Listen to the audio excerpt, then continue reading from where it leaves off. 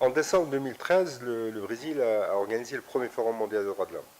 Et nous accueillons au Maroc, du 27 au 30 novembre, le deuxième Forum mondial des droits de l'homme, la deuxième édition.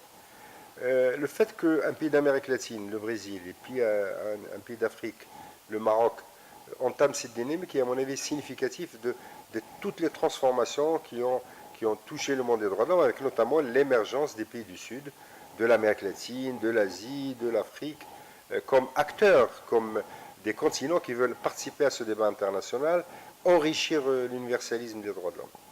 À Marrakech, nous aurons plus de 150 activités, des forums thématiques, des événements, des ateliers de formation, une programmation culturelle, avec quelques choix. Le premier choix est celui de l'égalité, de la parité entre hommes et femmes, avec 12 manifestations, 12 forums thématiques sur la question de l'égalité et de la parité. Beaucoup d'activités sur les enfants et les jeunes. Les jeunes du Maroc se sont mobilisés pour accueillir les invités de ce forum mondial. Il y a toute une série d'activités sur aussi les droits des enfants.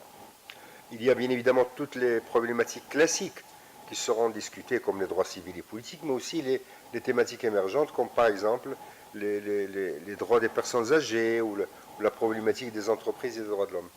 Il y a enfin des sujets qui sont des sujets importants et essentiels, comme par exemple l'handicap, la question de l'handicap. Il y a sur la planète 10 à 15% de la population qui est touchée par l'handicap et dont les droits ne sont pas reconnus. Donc nous allons discuter entre gouvernements, institutions nationales des droits de l'homme, ONG, représentants du système des Nations Unies, des agences des Nations Unies, experts, avec des dizaines et des dizaines de personnalités de premier plan, et avec à l'esprit quels sont les grands rendez-vous de l'année 2015. Il y a en 2015 trois grands rendez-vous importants pour l'avenir de l'humanité, qui est la conférence de Beijing, qui s'est passée il y a 20 ans, et dont il s'agit de faire le bilan et de voir quels sont les nouveaux objectifs pour l'égalité. Il y a les objectifs du millénaire, qui avaient été définis en 2000 jusqu'en 2015. Maintenant, il s'agit de définir les nouveaux objectifs pour le développement post-2015. Il y a enfin la grande conférence sur le climat de Paris qui se tient en décembre 2015. Donc il s'agit de discuter et de se retrouver et de fêter ensemble les droits de l'homme à Marrakech, mais aussi de préparer les rendez-vous futurs de l'humanité.